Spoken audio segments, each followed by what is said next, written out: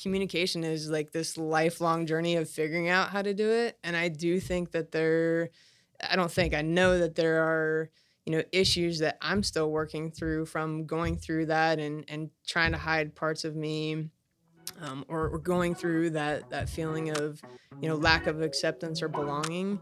So like the whole idea of being different is this weird dichotomy because I don't necessarily want to fit in or be like everybody else. I like celebrating other people's differences. I like to be unique. I want to be my own person. But with that said, I want to be able to be different, and I still, like every human, right? I still want to feel like I belong and I'm accepted and loved. So I think figuring out how to marry those two things is something that I'm still working through today.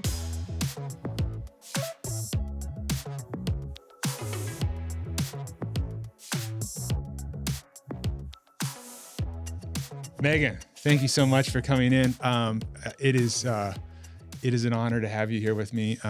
We have become, like I just was telling you before we started recording, we've become friends through texting. Yeah, absolutely. We've known each other for a really long time, but I feel like over the last year and a half or so, we've gotten to know each other through texting because we have a lot in common in terms of, like we said, socially, we're very similar, I think, and all that stuff like that. But I got to tell you before we start, what I realized about myself on the way here was I might be the world's greatest air drummer. Because I used to worry about that stuff. People would see me in a car doing it. Man, I totally get into it now. And I was drumming out I think it was Rob Zombie or something like that kicked on. I was like, oh my God, I love these drums. And I just started. So, I love that you say that because when I drive around, I think the thing that I notice most is people look really pissed off when they're driving. So when you're driving, you look up in your rearview mirror and you see somebody behind and they're rocking out to a song. That's a feel good moment. Yeah. So I love that. Yeah. I totally went with it today. And I just thought I'd share that. Well, you know, because you've listened to the show, so you have a little cheat code of the first question. So the first question is as we're going into this, is how we define hope on the show. Hope is the impact point. It's a point where you start that ignition switch down your path. You're going to start going on it, and ultimately something will happen where you'll fail. And in that failure, though, a lot of people think that they've become a failure instead of realizing you learned a lot. And you got to find that way back to the path. So knowing that definition, if there was a point in your time that you can go back and tell Megan at any age, give them some hope, what would it be and when and maybe why? Well, how long do we have on this podcast? Because I think I can think of probably, 200 moments where I could go back and do that. It's a really interesting question because I don't think it's about not wanting to go back and change those moments, because I think going through good and bad, those moments, when you go through an obstacle, when you have those challenges, when you have the failures and the mistakes, learning how to get through that is really those moments that build you into who you are today. So I don't know if that's the same for you, where it's not really about wanting to go back and change those moments, but there's also pieces or parts of you in that moment that you bring forward with you. And sometimes in those moments, there's a protection or armor that you wear, defense mechanisms that you kind of put on to get through that moment. And when you carry that forward, I think being able to look back to those moments and have those conversations is really helpful for today's version of you, because some of that armor might not be necessary for today's version. And it's kind of that piece or part of you that you brought forward is still stuck in that moment. So when you were 10 years old or when you were 15 years old, it still kind of sees you in that moment as needing that protection. So when I think about those moments, it's been really healing. I've actually been doing a lot of work over the last couple of years, thankfully with the help of a really good therapist, of being able to look at what some of those conversations, or even writing a letter, I'm big into writing, is really helpful for understanding what those protections are and being able to let that go. So I don't know, is that the same for you? Do you find that there's moments where, and maybe it doesn't mean that there's nothing in my past I wouldn't change, especially with, relationships with people. But in terms of those moments, I think there's so much value in going through those hardships and even the painful moments that you learn a lot about yourself. you learn a lot about your relationships, and then you carry those life experiences forward. That's super helpful. Yeah. So yeah, no, I agree completely.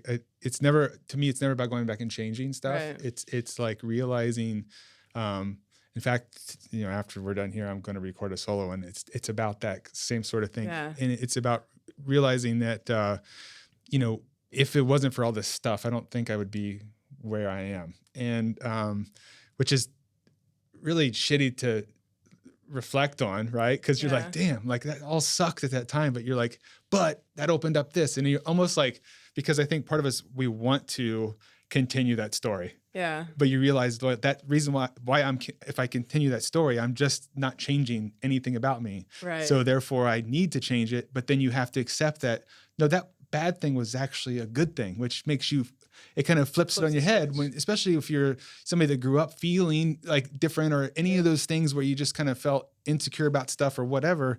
You end up kind of going like, well, wait a minute, this is what I know. And then you have to unknow what you, I agree with you. So I think there's themes, right? Like you could go back to certain moments, but there's also themes. So one of the themes that I've found, or a pattern for me, is this idea of lack of fulfillment. And kind of having that feeling of having a hole. There's a lot of my life where that made me feel kind of broken, right? Mm-hmm. Like I was never going to be fully happy. And I had some gratitude for that feeling, because I think that's part of what drove me as an athlete, right? You learn to set the bar at a certain level, and then you meet that level, and then you go on to the next one. So there's gratitude for that, but I wanted to feel like I could eventually see the light at the end of the tunnel, or, accomplish what I was setting out to accomplish. I just didn't know what that meant. Mm-hmm.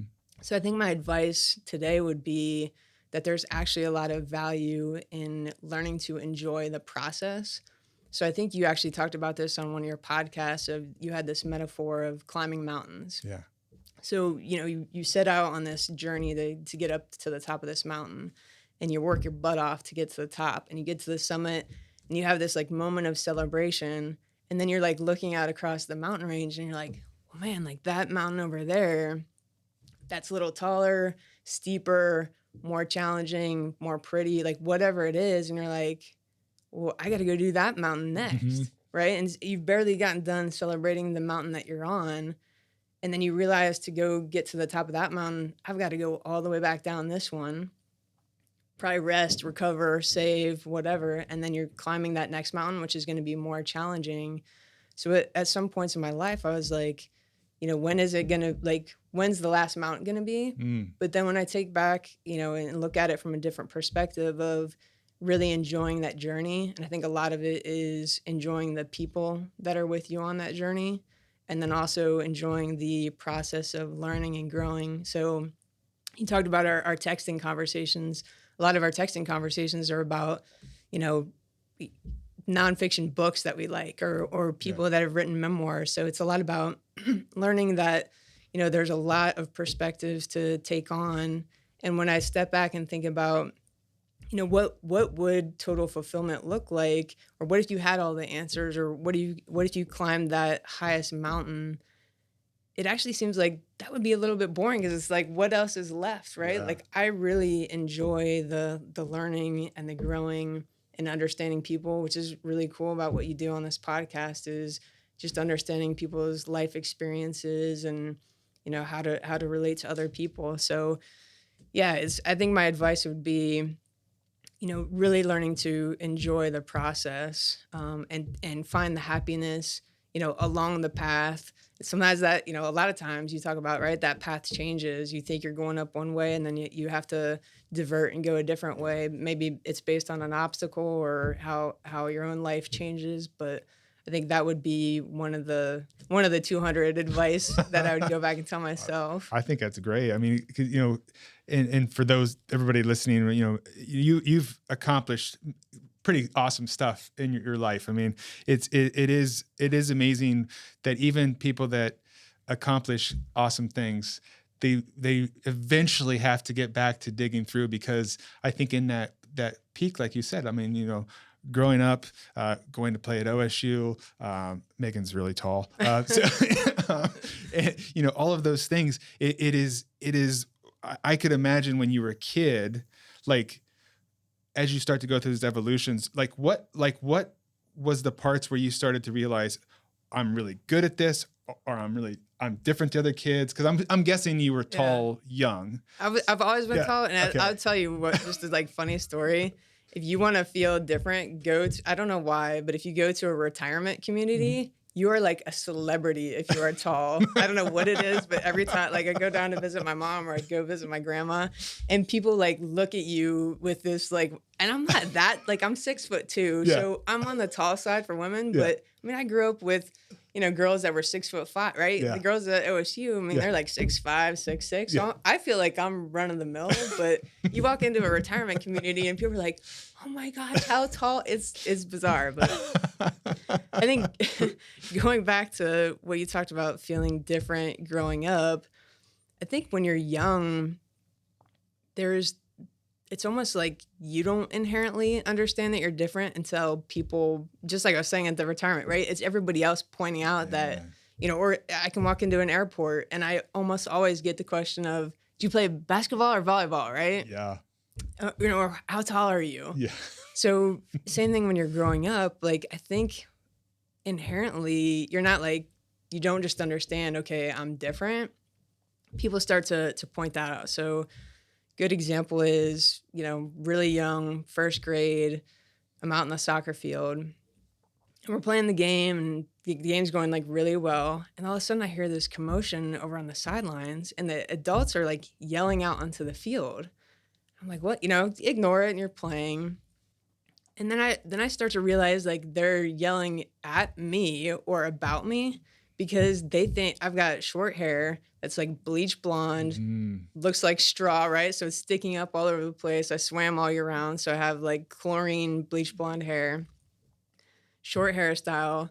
And I had the benefit of, growing up earlier in Virginia Beach where they started playing soccer when they're like 3, right? I moved to Cincinnati. They don't start till kindergarten. So I got like a couple years up. Things are going well. And they think I'm like a little boy out playing with the girls on the soccer field. And they're like, I'm 7, 8, and they're like pissed off. And so you start to realize in moments like that, like, oh, either I look different or there's something about me that's different. And that's not always something that people appreciate or celebrate, if that makes sense. Yep. So it's that same thing or similar, in probably around the same time frame, like recess comes around, right? You go out to recess and people split off into their different groups.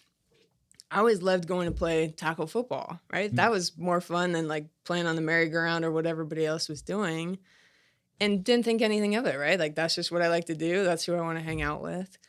And I started to come home and pretty soon I started to have like on Wednesdays and Fridays, I had to wear a skirt, right? Because it was like, I think my mom at that point was trying to help me fit in more, right? Like she saw differences and was like, hey, you might not want to stand out, right? Like, why don't you, wear the skirt or wear something that looks a little bit more feminine? So I think it's like those moments where, I didn't feel different on my own going out to play football. I was just doing something that I liked. I didn't feel different going out and playing soccer. I was just playing soccer. But there starts to be moments where I think other people notice the differences and they're uncomfortable with them. Yeah. So they start to point those things out. Yeah, they start to project them down on you. Yeah. And then that plays into your life as you go on later, for sure. Right. And I can only imagine like as you get older and you start to realize that even sexually different than everybody else. Like how did that projection of what society went on, because we're of the same age, so it wasn't like it wasn't the same as it is now. It was very, very different. So I started to go through the process of figuring that out in my teens, and unfortunately in a time where our church was actually splitting up, so over that issue, right? We had half the church that was leaving because they didn't want, I think it was about being able to be in the clergy, right? If you were LGBTQ. So our church was like literally splitting down the middle. One half was going off to start a new church that was not going to allow that. And then the Presbyterian church that we were in at that time was going to allow it. So our family decided, and I was in the, really in the process of even figuring out that part of me. But I certainly wasn't open about, trying to go through that process and figuring it out. So the church splits up. Our family decides to leave and go with the portion that is not accepting of LGBTQ, right? So fortunately at that time I was actually able to drive. So I was, made up some excuse about, hey, like most of my youth groups over at this church. And so I'm just going to hang over here because I'm just like trying to figure out how to not be, in that church where it's definitely not accepted. So again, like you start to understand that you're different, but that case is a little bit different because you're kind of figuring it out on your own and you're seeing how society's perception of it was at that time. And there wasn't really, like you said, there wasn't really a lot of role models. So there was people you could maybe, make a good guess about. Sure. Right. Yes. But the reality is for people that were older than me, like there was implications potentially for their jobs.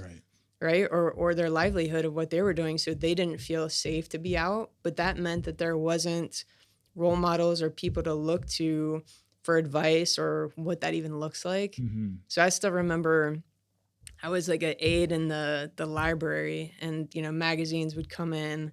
I still remember this clear as day. There was I don't remember what the magazine was, but there was an article that came in about Melissa Etheridge and her partner. And you're not supposed to cut up the magazines because they're there for everybody to read. But I was cutting that out because it was like something to hold on to say, okay, here's an example of somebody that's like me, right? It's about not feeling alone in that space because there aren't the role models or examples that are out in the open. It feels very lonely. Yeah. So, I went through the process again of trying to figure that out. And then I probably spent about 2 years in high school in the closet. And then going into college, I spent 2 years really struggling with the religious aspect of it based on what I was taught and really tried to be somebody that I wasn't, right? So I started dating guys, shoved that part of me down, was like, okay, I can overcome this, right? Yeah. And I think finally what I realized was that I can try all I want to be somebody that I'm not, but one, I'm pulling other people into my own lie about myself, which isn't fair to them. Mm-hmm. And I finally realized like I'm trying really, really hard to do this and it's not working. In the end, you finally just realize, hey, like this is who I am and I'm going to be okay with that. Right. And yeah, so that was when I finally got to that point. And I think also, meeting my wife, Heather, at the time, I didn't want to hide her, right? I wanted people to have the opportunity to get to know her because she's a great person. Mm-hmm. And I wanted them to get the opportunity to know us as a couple. And I didn't want to hide that, right? Like I wasn't necessarily proud of, the one relationship I had in high school. And I didn't want this to be associated, people kind of figure you're high, right? They have an idea. And even though it's not talked about, I wanted them to get to know Heather for the healthy relationship that we had and be able to see her for the great person that she was. Yeah. I just want to echo something in that for everybody that would ever have that inkling in their head about not understanding the gay community at all, LGBTQ. It's this idea that like, if you just go back and listen to what Megan just said, apply it to your life. What she's just talking about, figuring out who she is nothing different than you listening to what you tell yourself, the bad stories that you tell yourself in the mirror, the stuff when shit goes sideways, you got to blame somebody else, the stuff that you're just trying to figure out life. And a lot of people will go into blaming somebody else. Right.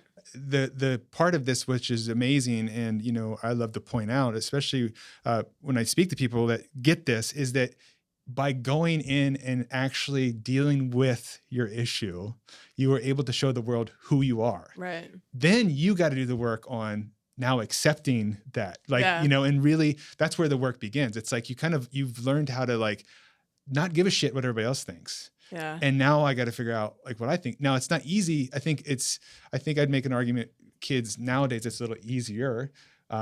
Back when, I remember when I went to art school, first thing people I grew up to school, I didn't know you're gay. And I'm like, what? Like, cause I'm going to art school. It was like, what? Yeah. There was such stupid, like, stereotypes on everything. And I'm sure playing basketball or sports, it was always that same sort of thing. And I guess like, what's interesting, for me is like how much you're able to articulate all of those things in the growth patterns of what you've become here. And I just wonder how it translates into your relationship with your wife. Are you able to communicate better? Or, because one thing, you're both athletic. Yeah. So I've been at football games with you. You're both highly competitive moms. Yeah.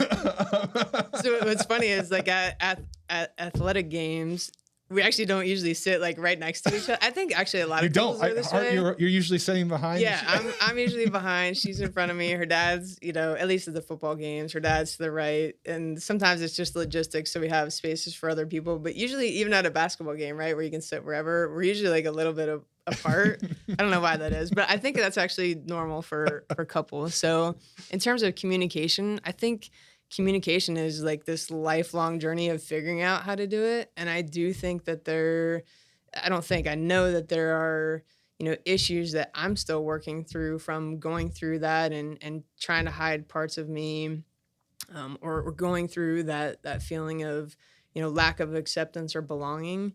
So like the whole idea of being different is this weird dichotomy, because I don't necessarily want to fit in or be like everybody else. I like celebrating other people's differences. I like to be unique. I want to be my own person. But with that said, I want to be able to be different. And I still, like every human, right? I still want to feel like I belong and I'm accepted and loved. Mm-hmm. So I think figuring out how to marry those two things is something that I'm still working through today. Yeah. And you talked about like kids having it a little bit easier in the LGBTQ community today. Like yes and no, right? Like there's things that have changed and there's a lot more models out there that they can see in front of them and not feel as alone. So that's helpful. But there's a lot of BS still that, maybe depending on their family situation or school situation, right? It goes with like you said, it's not just sexuality, right? It's anybody that's different. Yeah. I just read a book talking about how kids have these expectations. So a lot of kids grow up and there's an expectation for them to be like a doctor or a lawyer or, some quote unquote high profile job. And that's not where their passion is, right? So for them, it's very similar of figuring out, how do I live authentic to what my passions are and what I love? And they're also not wanting to disappoint their family or their parents or the people around them. So it's just, it's just figuring that out. Yeah, it is. You're right. I mean, I think with anything evolution wise, as we go through, I'm curious. I say evolution, but so when you talk about like, you don't necessarily, change, right? Yeah. As a person, I think what you do is you like kind of transform a little bit, kind of like a caterpillar, right? Yeah. Like, Evolve. Like, evolve. Like it's not like you can undo any of the past stuff, right, but you kind of bring all the stuff you've learned in the future. And I think that, it's like you said, like having those people out there, I remember when our oldest son came out, it was like, he talked about having people out there that he could understand. Oh, it's feeling seen, Yeah. Was it probably when they were like having the baby with what's his name, right? Probably. Like, yeah. And Crosby. Yeah. And so I remember that article because I remember going like reading it. It was around the time when I was, I think, in college and getting away from all the stuff I grew up with. Yeah. And starting to go like, because I went to art school. Like I was like, everything that everybody had told me about gay people growing up was shattered within like one class of sitting next to somebody that at home you would be like, oh, they seem like they're totally gay. Yeah. Because, every like stereotype. And then they would just come right out and say, and for whatever reason in my country bumpkin brain, I said, oh, well, this isn't what they told me. This person isn't trying to hit on me. This person isn't, right. And it's human. It's being a human. I think that's actually really important. And that's one of the things that I learned. And we were so when we started a family, you worry about like, okay, like what are the kids going to say to our kids? Or what are the parents going to think? Like, are our kids going to be able to have sleepovers because people are like freaked out, that they're coming to a household with same-sex parents. So we made the decision to be very, very intentional about, volunteering in the schools and coaching youth sports because we felt like if people had the opportunity to get to know us, they realized we're not, I mean, that's one small part of it, right? It's part of us, but it's not all of who we are. Yeah. And we're literally just like everybody else, Yeah. right? Like you go through the same marriage challenges, right? You go through the same parenting challenges. We're really not, when we talk about being different, like it feels different because maybe you're, in the minority of gay versus straight, but you're not really different, right? We're all, like you said, we're human and we go through those same obstacles. And I found by, being able to live more authentically, there was an appreciation or maybe even like a level of respect that people had. And actually find that people are curious. Like they want to know, like when we went through the process of, having kids, people wanted to understand like, how does that even work? Right. And and there wasn't a book or a manual to figure out for us how to do it. Like we were figuring out on the fly, probably looking up articles on if they were even there on the internet and kind of figuring it out as we went along. And it was a process. So, even from a family standpoint, so Heather's the biological mom.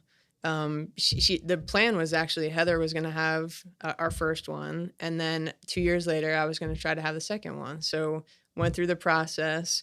We had like 6 chances with the first donor for Heather. She got pregnant on the 3rd try. So we had 3 things left for me to try. Went through those, didn't work. I ended up, I think, trying like 12 different times. Wow. Didn't work, right? And I wasn't one of those people that had this like maternal instinct, like I have to be pregnant. And we're like, okay, we know you can get pregnant.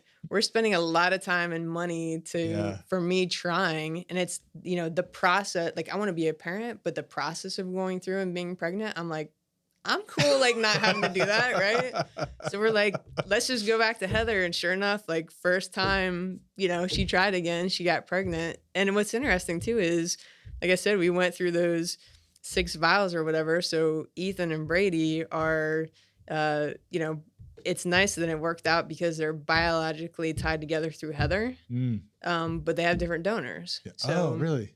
Because we ran out, and they're like, well, that makes sense. Yeah. The company was like, we can spend $5,000 to try to find that person, but no guarantees. I'm like, no, we're good. We're like, we'll just like move on to the next one. So, they're actually biologically half brothers, but I feel like everything works out the way it was supposed to. Where they're tied together. If you saw them, they look a lot. Oh, they look a lot like. They all have the Grunkemeyer eyes, which are these like really light blue eyes that they all have. When I met his grandpa, I was like, holy crap. Yeah. What's crazy is not just grandpa, like grandma has the same, like people will see the Grunkemeyers and have no connection to the two. And they're like, oh, that's gotta be Elise or Heather's parent, or, it's bizarre. And even though our boys are very different from each other, there's a lot of features that they have, even though, again, it's just, I guess the Grunkemeyer genes are strong. They're very strong. Yeah. It's interesting to kind of go back a little bit that you made the conscious decision to be out and about in the community. Yeah. Is that from learning what it felt like as a kid going the opposite direction and kind of hide all of it? Yeah. Like, because what is interesting, I will say from outside in, especially in the area where you live, because we live in the same area, where it's typically not as open, right? But having been to football games, see all interaction, people don't treat you weird, right? And I wonder if if that was all almost a defense mechanism that you had, like, no, we got to be like this. Yeah. You and Heather both. Was it something that you talked about? Oh, definitely. Yeah. We talked about it. I mean, we would have conversations with our kids. I mean, our kids are like 4 and 5 getting ready to go out to kindergarten, and we're like prepping them on, okay, like people are probably going to say stuff. And what's interesting is same thing, like the kids at that age, they're not malicious or like trying to bully. They're just like, oh, like you have too much, like, how does that work? Right. And so, but you don't know that, right? You're like trying to prepare your kids because you're worried about them being bullied or said something to. And there was like an occasional instance of that more when they were older, but really it has been curiosity, right? Like kids just want to know, like, how does that work? Yeah. Like, how do you have 2 moms? Like, is one a stepmom, or they're just asking questions because they're curious, which is good. Yeah. Right. So our kids learned to have those conversations, and we tried to prep them to have those conversations. But to go back to your question about being intentional, 100%, like we had conversations about how we wanted to handle it, intentionally, like I said, being involved in the schools, being involved, in our kids' sports lives, partly because we wanted to too. But I think from my experience at work as well, so, going into my job after school, I was already with Heather, already out of the closet. And, I wanted to start being a little bit of an advocate. So at that point in time, you weren't in Ohio, you weren't able to get married. And there was some companies started to have like domestic partner benefits, which means healthcare coverage for your significant other, even if you're not married, because you couldn't get married in Ohio. So I was like, you start to understand, like we talked about before, like I knew that we call them family, right? There's family at work that you know, Yes. and each other knows. I wanted to be an advocate for those people and show them, hopefully you don't know until you do it, right? That it's safe to be who you are, to bring your significant or other around work. And then also I tried to advocate for, being able to provide healthcare benefits for their spouse. So I think going through that learning process, and then also seeing and having empathy for the people that didn't feel like they could do that. I wanted to, I don't know if example is the right word, but I just wanted to be more authentic. And like I said, I wanted other people to know our whole family and not just me or, Right. Me and the kids.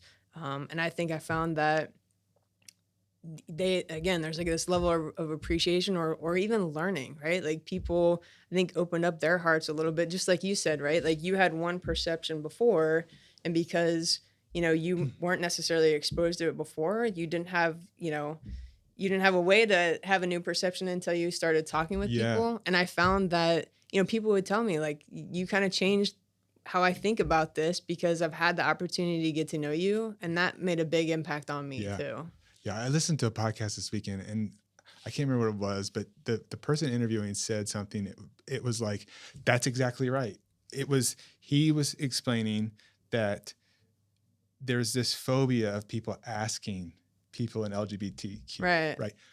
Questions, because if I say it wrong, you're judging me. Yeah. And it is amazing how there some yes, that are can very happen. like unforgiving.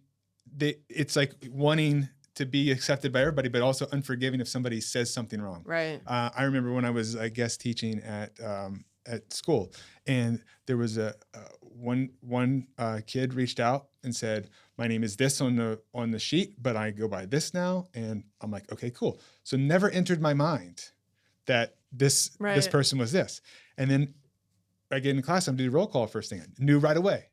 But then there was another person, I was saying their name, and you get a little picture next to. Well, the picture didn't look the same. Yeah, had a bigger beard than I. Like didn't look nothing, like what you would expect. Yeah. And I just kept saying the wrong name, and then they corrected me. And but I remember in class there messing up so many times and asking for forgiveness. And I think they ultimately ended up resenting me because, no, I'm learning. Like, you have to understand, in my world, even though I am 100% ally with you, this is new. Yeah, this is new territory. I'm learning this as I go, and you have to be willing to understand there's going to be mistakes. Yeah. And I think it's really cool that people that do ask those questions, because I think that's where the true trailblazers, like what you're doing. And it's really interesting to hear how much of, from just listening to you, how much of what you talk about was your mask when you were a kid. As an adult, you've ripped off, and that's what has actually led you to doing these amazing stuff. And, and back to your kids, I'm curious about, so you have two kids that are very different, right? Brady, your youngest, is, I told you before, he's like my spirit animal. Like he's got the luxury of, like, as an elementary or a young kid, I remember we started talking, he was in elementary school. I was like, oh my God, this is what I used to do, but I would get in trouble. Now you just said that they texted about it. And then you have a kid on the polar opposite, which, is, a D1 quarterback, just left school early to go play, which, if anybody thinks that college athletics doesn't have it figured out on like how to feed these kids and work, the kid looks like he's aged like 3 years. I think he put on the freshman 15 and muscle in 2 months. Oh my God. It was like, you posted a picture. I'm like, holy crap. Like he was already in good shape, but now he looks like a D1 quarterback. He's probably not done, right? Like, right. Continuing to grow. I'm curious of like, how does it work, parenting wise, where you have both of you are kind of on that athletic side and you got a kid that's mondo creative. Yeah. That's in his own, I mean, he's in his, how do you, I'm guessing, I could be wrong, like that the athletic side, it's natural. It's kind of the ease, and you're learning. You're a little bit of both. Okay. So for sure, it goes back to trying to be intentional, and we definitely, Ethan had a ball in his hand from the time he literally could sit up, right? And we both played athletics. We both coached Ethan. I coached Ethan through middle school and football and basketball and whatever sport he was playing, right? So again, that's natural, that's easy. And then Brady's more like, for a while, wanted nothing to do with sports, right? Probably because we dragged him to everything that he was like so tired and burnt out and never even played a sport, until a little bit later. But what I noticed about him is he has this amazing imagination, right? And he would draw, he continues to draw. I can see that he's got like a connection to music, and some of the things that he says, his brain just works different. Like, I'm jealous of the way his brain works because it's very fast and witty, and I enjoy that piece of him. But I think it goes back to being very intentional. We didn't want Brady to feel less valued because he saw our passion in sports align with what Ethan liked to do. And there's parts that, I love about what Brady did. So like talking about intentionality, one of the things that I did was in the morning, starting in kindergarten, because Brady likes, drawing and creative, I started drawing these napkins for him. Yeah. And it was an opportunity to give him a message. So I'd find a quote, and I don't have the imagination he does. So I'd usually find a quote and then find something to draw where I could just look at it and draw it on the napkin, put it in his lunchbox. And that was like my way of connecting with him, because I wasn't coaching him or doing the same things that I was with Ethan. So it was just a little way to say, I love you, bud. Like, I'm thinking of you. Like, this is our thing. And that's continued. So I have thousands of these napkins because I've done them from kindergarten. He's in 8th grade. I'm like, do you still want me to like put him in your lunchbox? Where he's like, oh yeah, like keep it up. So that's a good example of like really trying to, intentionally make sure that your kids understand that you see value in what they're passionate about, right? Like, I didn't want him to feel like he had to play sports because we like that. I want him to follow what he wants to do, and in the same way that we wanted to provide opportunities for Ethan to follow his passion with sports stuff, I'm trying to find opportunities for Brady. And what's cool about Brady is, he's trying to figure out his path, right? Like, I know he likes art. We've done anything from like sewing to taekwondo to figure skating to he's going to get into like theater. He actually loves improv, which is cool. Perfect because he's got that witty, fast sense of humor. So, being able to find opportunities for that. So just paying attention to what they like to do and what they're interested in, and making sure that they know that you value that in them as well. So again, I think it just goes back to being really intentional and thinking about, how to parent. And, as you know, too, like parenting 2 different kids, you go through the parenting process with one and they're 4 years apart, and you finally start to think you like are figuring parenting out, which like takes way longer than, their age right now anyway. And then all of a sudden the next one comes along and they're like totally different. And you're like, I have no idea what I'm doing all over again. So it's still a process, but a lot of parents go through that. I just want to like, really just kind of celebrate the fact that like how good you are at being a parent. Like you both, like it is. Don't ask my kids that. No, but I'll tell you what your kids wouldn't tell you. Like it is unreal to me, like how much you have been able to provide your kids what you didn't experience, but without overdoing and letting them have their experience. Right. Like, I think a lot of times parents that I've talked to will try to recreate the mistake, block the mistakes that they went through by overdoing it and not allowing their kid or talking their kid out. And I think, what I'm hearing from you is that what you did was you understood what your kid was about, and then how do you give them a space to be and let them fail and let them go through the process of figuring themselves out. And, I think it's interesting because, having talked with you a lot, like, it's like, you'll message me some of the stuff Ethan will say, and I'm like, oh man, this kid's going to do big things. Like, Brady, you mean? Yeah, Brady, yeah. I'm like, oh man, this kid's going to do big things. And then you were telling me about, I was asking you, I think something about like, what was the question that blew you away the most about Ethan going through recruiting? You said something about how he told the coach about, he kept journals of what his record would be. So when he was young, Ethan would like dictate, he would look out into the future and say, okay, he'd write on the top, 2026, 2027 season, Big Ten. And at that time, right, like we live in Columbus, so it was Ohio State. So he was writing down Ohio State, and he'd pick like who they were playing. He'd write the score of the game. He'd write his draft status after the game, right? So like super, pretty detailed. Yeah. And he was pretty, I still have these pages where, and he would write down every record, for every game, or every, score for every game that season. And then, at the end of the season, it'd be their final record, or where they ended up in the football playoff, or at that time it was probably the BCS, right? Like what their end place was, he'd write down their AP rank. Wow. Right. So really detailed ability to visualize, ahead. And what's really cool is to see some of that come to fruition. Yeah. I mean, that we were talking about, one of the questions I was going to ask you is, your question about hope. Like, is there hope that you find in your mini-me's too, right? Like your kids, like, are they teaching you lessons? And I think that's a lesson that's been really cool to, learn from watching Ethan, is he had a belief of where he was going.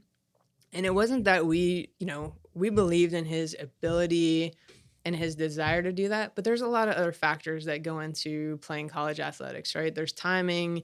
Now with the transfer portal, like there's a lot going on. There's not like this, linear process, let's just say. Sometimes there's things that are outside of your control, like your size and height and weight, in terms of like, do you project to be able to play that position at whatever level? And I still remember this. I'll remember this vividly always. I took him to a visit. We were actually at a Ivy League school, so beautiful campus. We show up and they offered him that morning.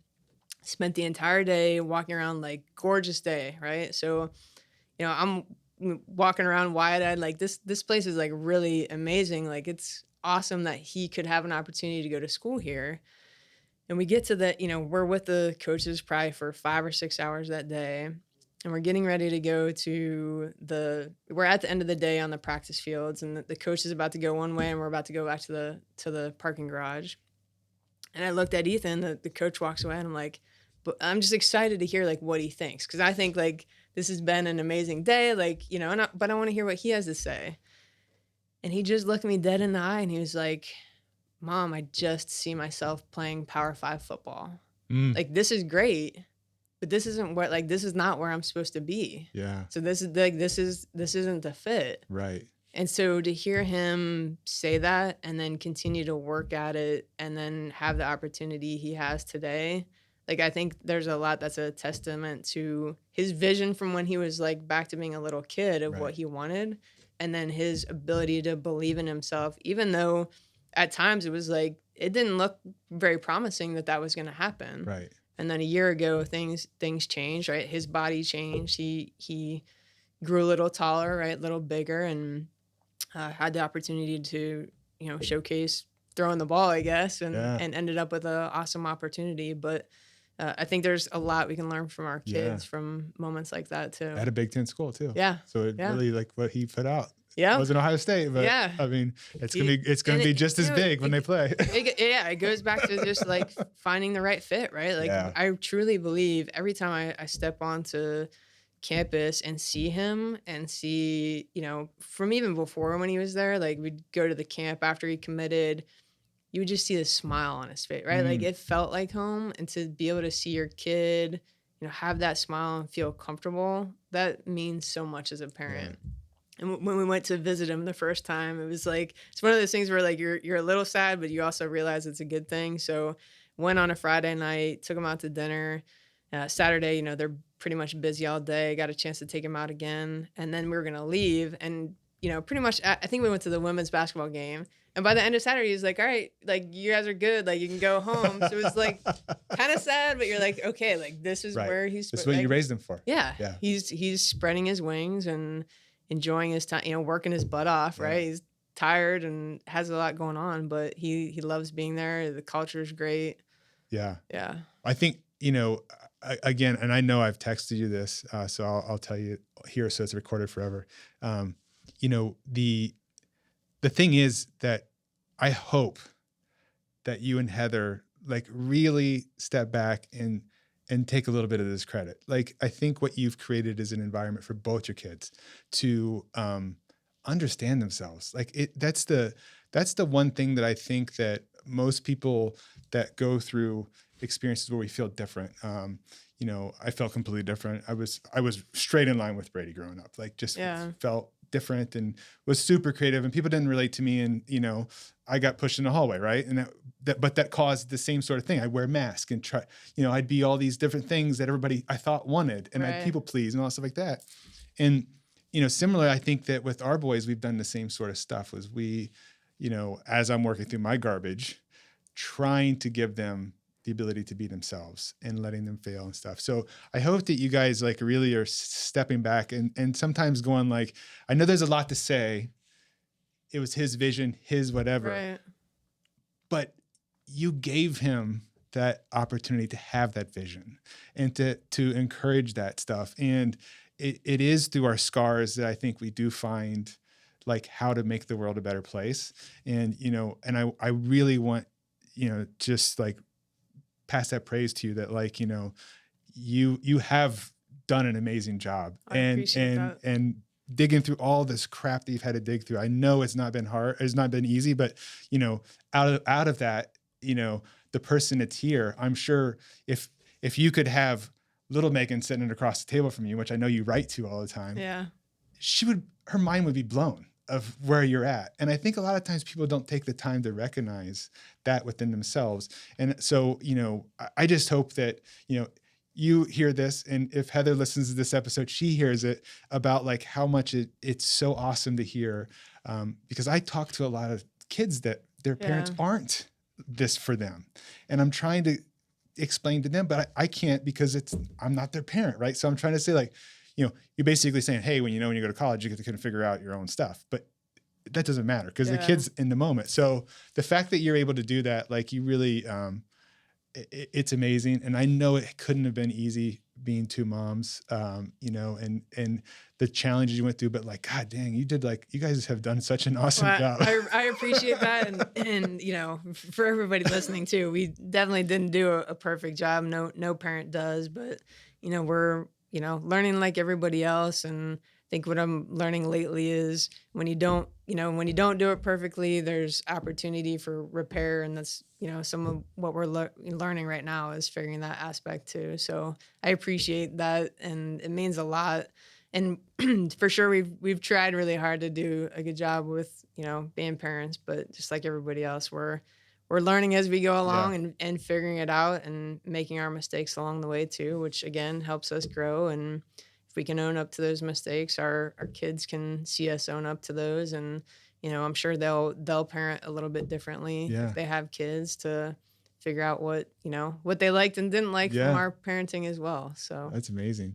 Well, I need to be respectful of your time. Yep. And you have a job. You have like, I do. You don't have like, I'm a floater. I get to like, I kind of pick and choose when work happens, but I just, again, guys, I just want to like, again, thank you for coming in here. It means a lot. Your friendship with me means a lot. I hope we continue. Maybe we can meet in person sometimes more often. Yeah, but, you know, go for some hikes. Yeah. Trade book recommendations. And I can't wait to cheer Brady on as he's creating all this stuff and, you know, getting into whatever he gets into and watching it change. And I appreciate the napkin drawings, doodles that you put on Facebook all the time. And, you know, and I will definitely be a Penn State fan when they're playing Ohio State, you know. Awesome. Most people are like, well, we'll root for them every day except for when they play Ohio State. So No, I I'll be the appreciate flip that. of it. I'll be the flip of it. Yeah. I appreciate that. Because I definitely, you know, come to watch them play, and had seen a couple of times the year before to see like this past year, and it was like, holy cow! Like, and I feel like it was just all of a sudden, like you were on these visits, and all of a sudden they just started like, whoa, wait a minute, whoa, like holy cow! And so, you know, again, just want to like, this is a testament to like what it means to find your path. I think in your life, in Heather's life, in your kids' life, where it is a series of, you know, figuring stuff out and evolving and understanding that the past doesn't necessarily go away, but it helps us keep paving that path forward. And you're doing a great job at, you know, being a human, and, you know, cause it's not easy.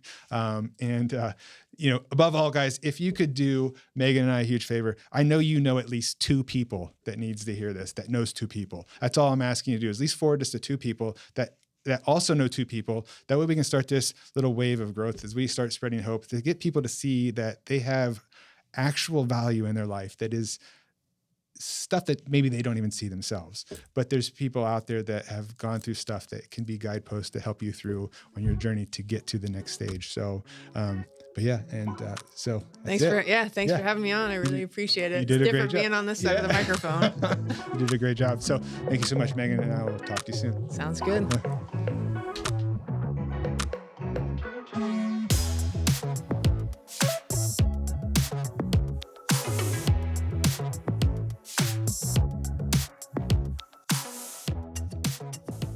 Foxland Media.